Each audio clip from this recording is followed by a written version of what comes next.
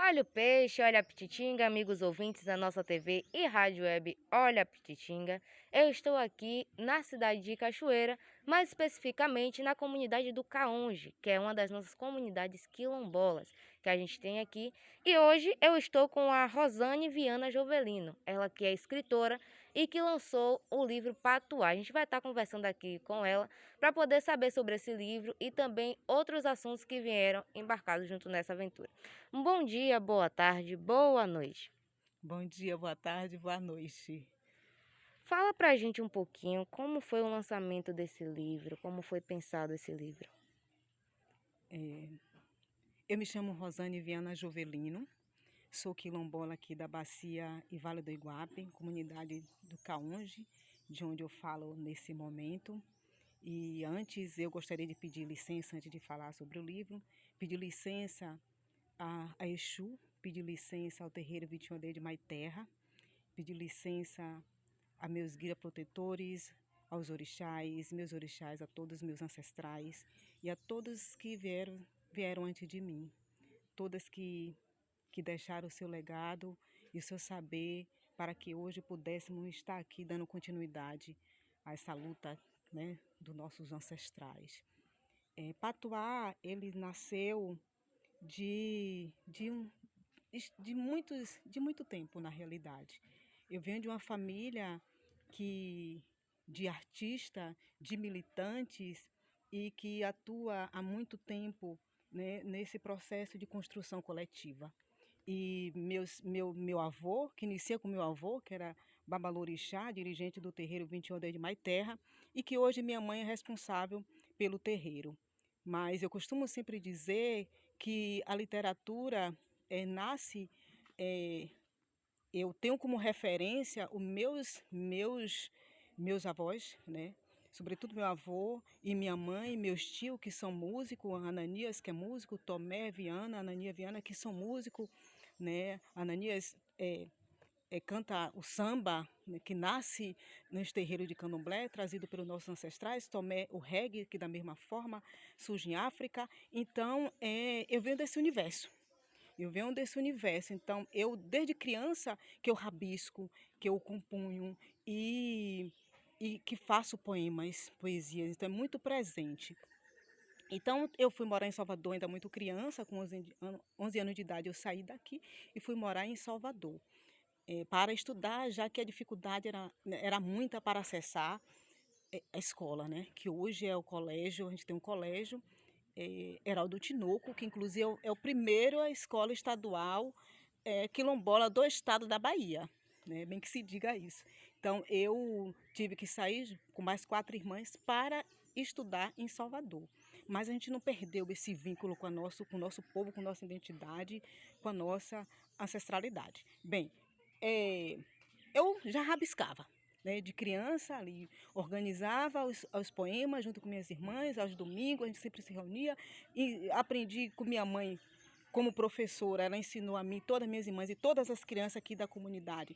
Minha mãe foi quem ensinou e ela sempre usou muito uma metodologia e uma pedagogia própria dela, né? Inspirada pelos orixás, inspirada pela ancestralidade, pela natureza que é muito presente aqui nesse local e de poetizar, né? De cantar roda, de inventar versos. Então ela fazia isso com a gente. E isso foi internalizando em mim e eu também fui compondo aos poucos. E daí não dá para a gente perder, né, essa herança que é trazida pelos nossos ancestrais. Eu sempre falo que nós, como os negros, nós temos uma capacidade criativa muito grande, que é uma herança dos nossos antepassados. Então, vendo esse universo de minha mãe, dessa pedagogia, isso foi internalizando em mim e eu fui rabiscando. E ficou um pouco adormecido, mas nunca esquecido. Foi quando, em 2021, eu já, na realidade, 2019, eu sempre, na festa da Ostra, eu já recitava poesia e nos espaços de trabalho também, na universidade pelas quais eu passei, sempre que tinha alguma coisa, eu estava lá fazendo a poesia, recitando a poesia. Da mesma forma, no teatro, eu fiz teatro por um bom tempo, a poesia, né, presente. Então, isso é muito forte em mim. Mas em 2020, 2019 na realidade, 2019 surge a oportunidade de lançar Patuá. E aí eu lanço Patuá exatamente na festa da ostra, que para mim foi uma oportunidade excelente porque eu lancei dentro de casa, no meu espaço, no meu lugar, né? E nada melhor que fazer no seu espaço, no seu lugar, de dentro para fora. E como aqui nessa comunidade, na nossa comunidade da Bacia Vale do Iguape, nós temos um trabalho coletivo, que acreditamos no nosso potencial e que tudo é de dentro para fora, surge de dentro para fora e não de fora para dentro. E Patuá surge de dentro dessa comunidade, né? A partir de mim, e surge Patuá, e eu lanço Patuá, exatamente, eu lancei na festa da Ostra, em 2019, em seguida eu lancei na Flica, e aí não parei mais, lancei em outros espaços, lancei no Congresso Internacional de Direito dos Povos e Comunidades Tradicionais, a convite do diretor da Universidade de Direito, perdão, da Faculdade de Direito da UFBA, Dr. Júlio Rocha, e lancei também na Feira Literária, em vários espaços, né, literário na realidade, em Jequié, lancei no Congresso, na FENAGRO, que na realidade eu na Feira de Economia Solidária e Agricultura Familiar, né, durante a FENAGRO. E lancei em vários outros espaços e públicos de feiras literárias, e surgiram outros convites para lançar em outros estados. Por conta da pandemia, né, não foi possível dar essa continuidade presencial aos lançamentos. Então, houve que um retrocesso em relação a esse processo de estar nos espaços fisicamente. Mas aí nós temos as ferramentas tecnológicas que nos permitem, né, fazer de outra forma. Então, Patuá vem sendo lançada a convite também de parceiros e de outros espaços públicos também, para fazer esse lançamento. Eu lancei também em alguma secretaria do Estado, a Secretaria de Desenvolvimento SJDHDS, Secretaria de Justiça e Desenvolvimento Social, né? Lancei. Então, é isso aí, Patuá é essa construção. Então, Rosane, fala para os nossos ouvintes um pouquinho o que é Patuá, qual o significado dessa palavra, por que o nome do livro é Patuá? Bem, Patuá é um nome que vem da nossa ancestralidade, né? Na realidade, eles surgem dos muçulmanos, se acreditavam, eles usavam os patuá feito com elementos da natureza. Então, no processo de lutas, ele acreditava que o uso do patuá ajudariam a vencer as lutas.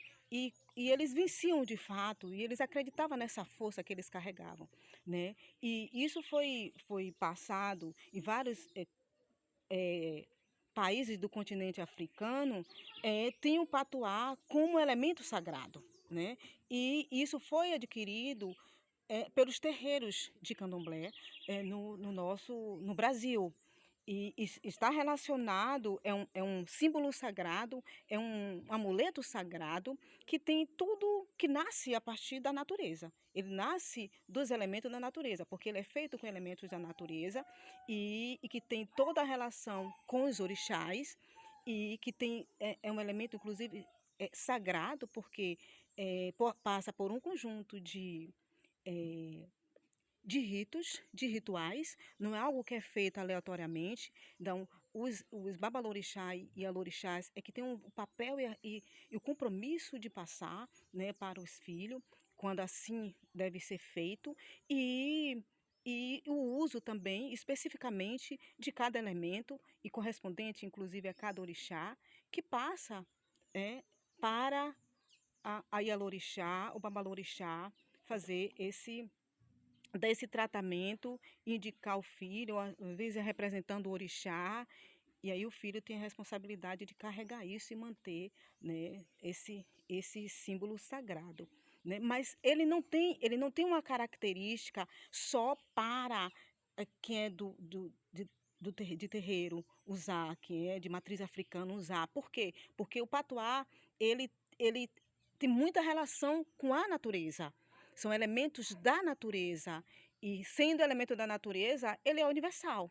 Então, não tem impedido de, de qualquer pessoa usar, certo? Evidentemente que para fazer o patuá tem que ter todo o respeito. Você não pode fazer um patuá, não é qualquer pessoa que faz um patuá.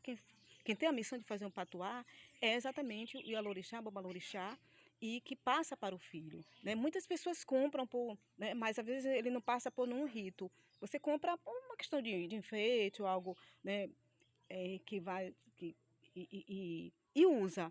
Mas o patuá que passa por todo esse sagrado, que não pode ser dito, que não pode ser revelado os elementos, porque é algo que faz parte do sagrado, então ele tem que ter a responsabilidade. E quem faz é quem tem esse compromisso. Bem, eu recebi uma missão exatamente de fazer patuá. E aí eu digo, poxa, fazer o patuá, mas patuá tem toda uma simbologia, todo um respeito, então quando eu faço patuá, já que eu recebi essa missão por licença do terreiro, eu tenho e inclusive para passar aos filhos e também está usando como fortalecimento da nossa identidade, foi toda uma orientação de fazer o patuá. Teve toda uma orientação. Então, eu sigo a orientação que foi passada através dos orixás, né? Uso os elementos que os orixás me orientaram a usar. E também no processo de resgate da nossa ancestralidade, como elemento para fortalecer a nossa ancestralidade, a nossa identidade. Então, o patuá que eu faço, ele resgata um conjunto de elementos e de simbologia que se perdeu ao longo do tempo. Então, tem muitos patuá que são feitos, tem de prata, tem de ouro, entendeu? Mas esse patuá, ele não representa de fato a ancestralidade. Ele não representa de fato o que nossos ancestrais deixaram. E o patuá que eu faço e que foi orientado pelo terreiro 21 de Maiterra, ele resgata toda a identidade, a forma como foi feito, os elementos que de fato são colocados. Então, conjuntos de elementos e seguindo todo o ritual. E olha que não é fácil, né? E não é nada simples, não é pouco. Inclusive, eu tenho que passar, eu faço tem todo né, um preparo interior. Eu não faço, né? Tem um momento de fazer, um momento de preparar, saber como pegar cada folha, saber como pegar cada elemento, saber como o processo de lavagem. Aí é o orixá presente, porque ele já é consagrado. Então, não é algo feito aleatoriamente. Tem toda uma simbologia. E nós temos aqui o turismo étnico Rota da Liberdade. Então, foi um produto que nós tivemos a licença de agregar como um produto da comunidade, com um valor simbólico para o processo de comercialização. Claro que seguindo toda a licença da nossa ancestralidade, né? E aí, dos nossos orixás.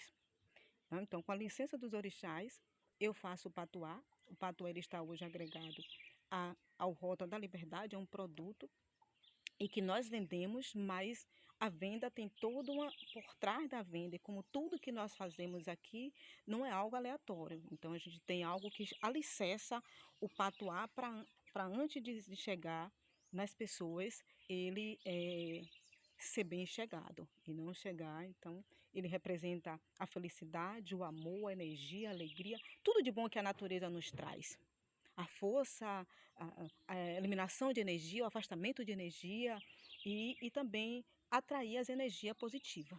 Então, patuá é isso aí. Então, patuá, quando eu coloco o nome patuá, eu tenho esse livro de poesias patuá como um amuleto, que reúne um conjunto de poesias que traduz exatamente a natureza, a ancestralidade, a identidade quilombola, a força da mulher. Então, o nome patuá, ele foi escolhido pensado com muito carinho, porque nós temos vários poemas que foi pensado, né? Antes nós fizemos todo, depois são vários poemas que eu tenho. E aí nós selecionamos os poemas e, bem, vamos colocar poemas que tem muito a ver com o nome, né? Com o sagrado, trazer primeiro esse momento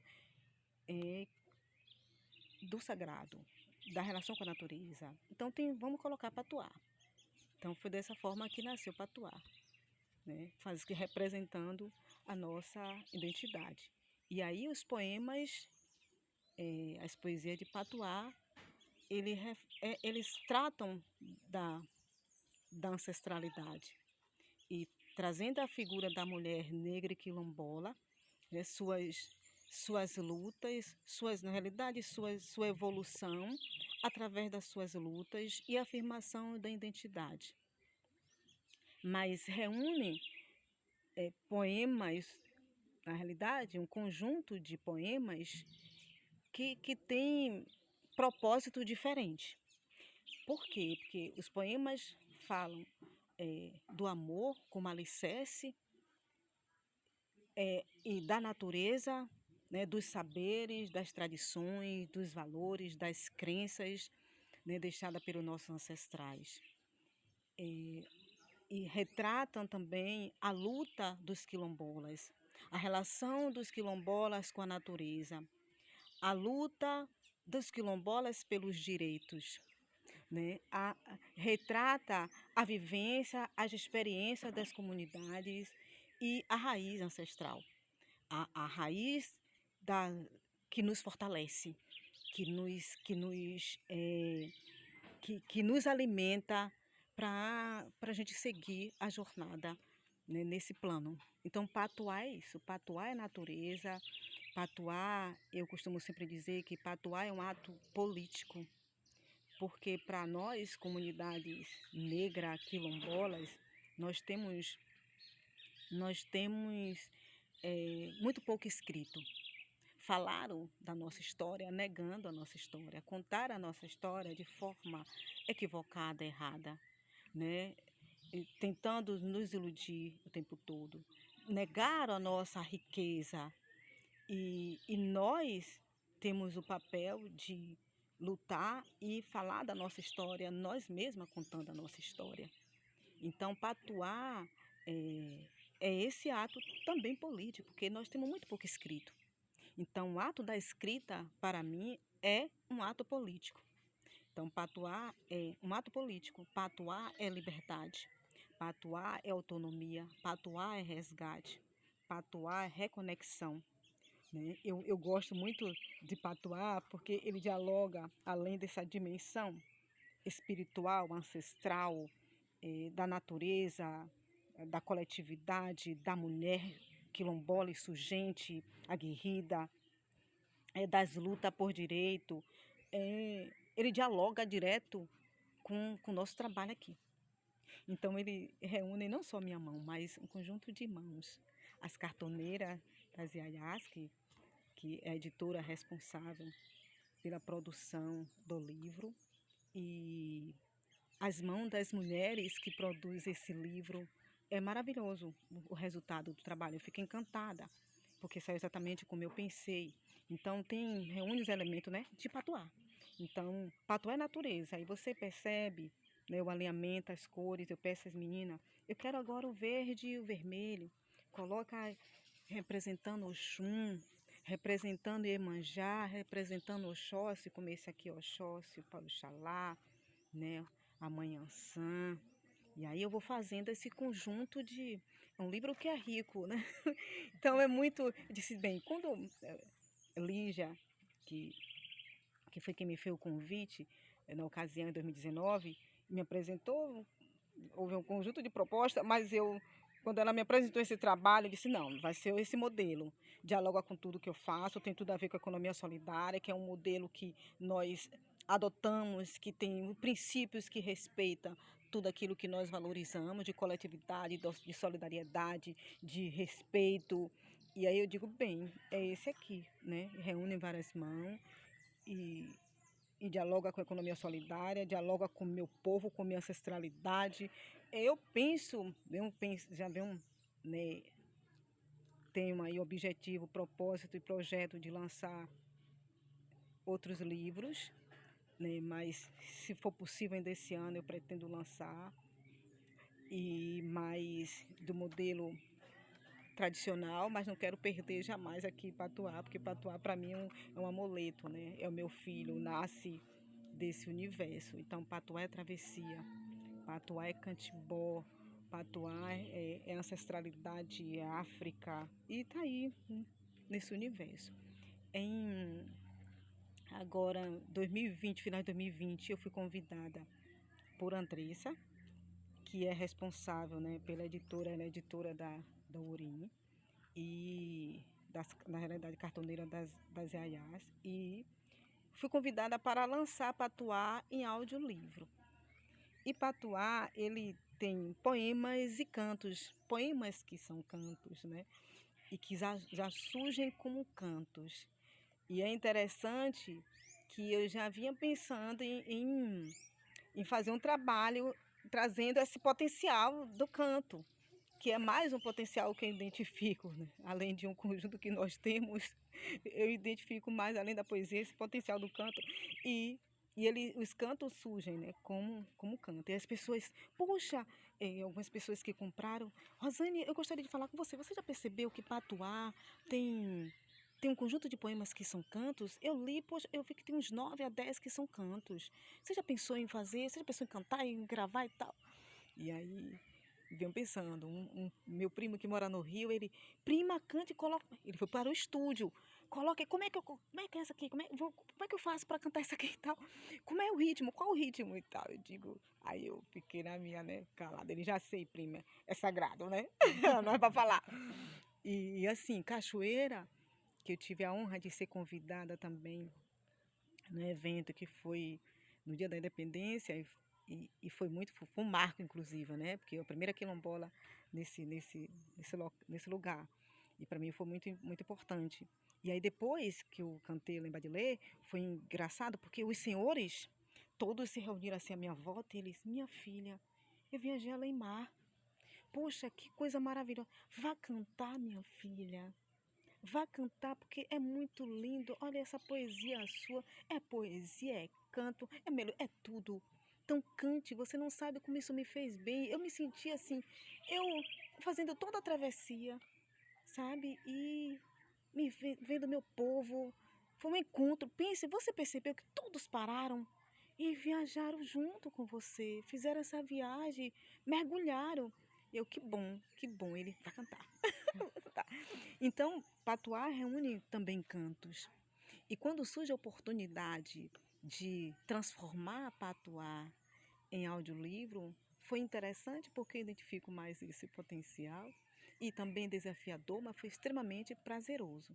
O resultado foi lindíssimo, com a Urim, com o selo da Urim, e, e tive a oportunidade de conhecer Tia Nalva, né, maravilhosa, e, e de aprender com ela, né?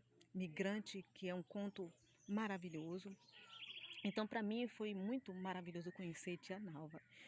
Foi uma oportunidade super rica essa troca, né? De aprender, de conviver com Tia Nalva.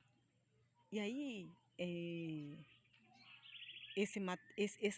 essa transformação, ela é bem grandiosa e rica, porque ela permite que não tem a oportunidade, às vezes, da compra, que não tem oportunidade de ler, né? Nós temos muitos irmãos que não têm, que perderam a visão, né? Mas que tem essa deficiência, e Patuá vai permitir essas pessoas ouvirem, e de forma gratuita. Então isso é muito forte, né? Porque Patuá, ele tem esse viés de chegar nas pessoas, né? O propósito não é vender para alcançar o grande mercado, mas o propósito é de divulgar o nosso povo, a nossa ancestralidade, é de falar dos nossos direitos, que historicamente foi negado, nos foi negado.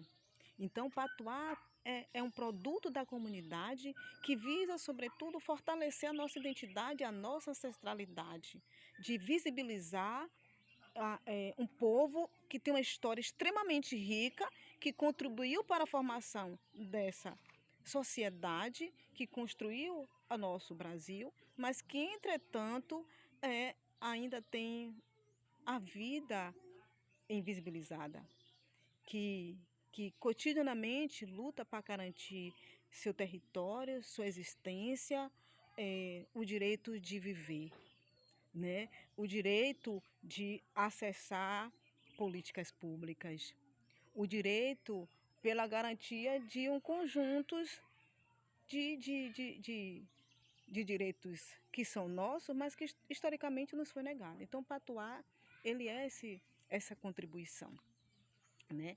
Então, são poesias que traz esse universo. E transformar Patuá em audiolivro foi uma oportunidade maravilhosa, excelente, que eu só tenho que agradecer e parabenizar, inclusive, a Andresa pela parceria, por essa construção coletiva, que foi extremamente rica. E eu espero que Patuá alcance os corações, né, sobretudo das mulheres quilombolas, né, dos povos quilombolas, das comunidades quilombolas do estado da Bahia, dos 27 territórios de identidade, né, apenas um, salvo engano, que não tem comunidades quilombolas. Eu conheço vários municípios que eu tive a oportunidade de viajar, então vários municípios passando por, né, na minha passagem por um conjunto de secretarias no estado da Bahia. Então eu visitei várias comunidades para fazer levantamento, para discutir sobre as políticas públicas, e aí eu conheci o quanto nós temos, né? A nossa riqueza, o nosso potencial é muito forte, né? O samba de roda, o maculelê, que muitos já perdemos. Mas se você chegar em qualquer comunidade, tem lá, a nossa história está lá presente, né? Está enraizado no nosso povo o potencial dessa riqueza que precisa ser valorizado. Então, eu espero que Patuá alcance esse universo, mas que também alcance outros campos, outros povos e que, ao acessar Patuá, viaje nessa jornada, mergulhe nessa dimensão quilombola e ancestral, né, da nossa ancestralidade negra. Então, é isso aí.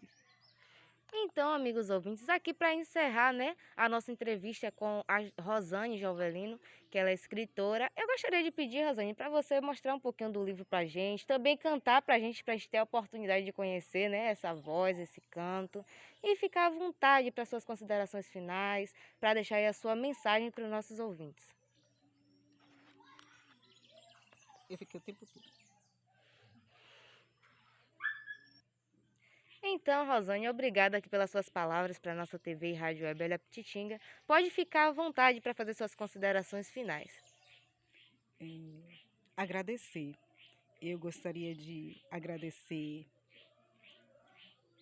aos meus orixás, agradecer a minha ancestralidade, agradecer a meus familiares, que é meu alicerce, a esse chão que eu piso, a raiz que me alimenta, que me sustenta, que é minha fonte sagrada. E eu sempre digo, esse lugar é fonte.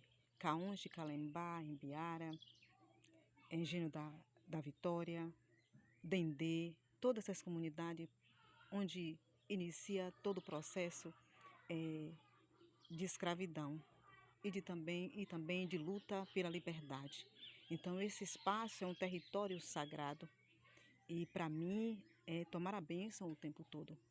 Então, eu agradeço a meus orixás, agradeço a todos meus ancestrais, a minha família e este lugar de onde eu venho.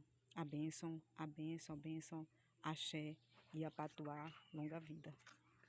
Obrigada, Rosane, pelas suas palavras. Amigos ouvintes, para quem está nos acompanhando, essa é a Rosane Viana e ela esteve falando para a gente sobre o livro que ela lançou, né? E o audiolivro também, que se chama Patuá. Então, obrigada às suas palavras aqui na nossa Rádio TV Web Pititinga. Lorena Martins, diretamente para os estúdios.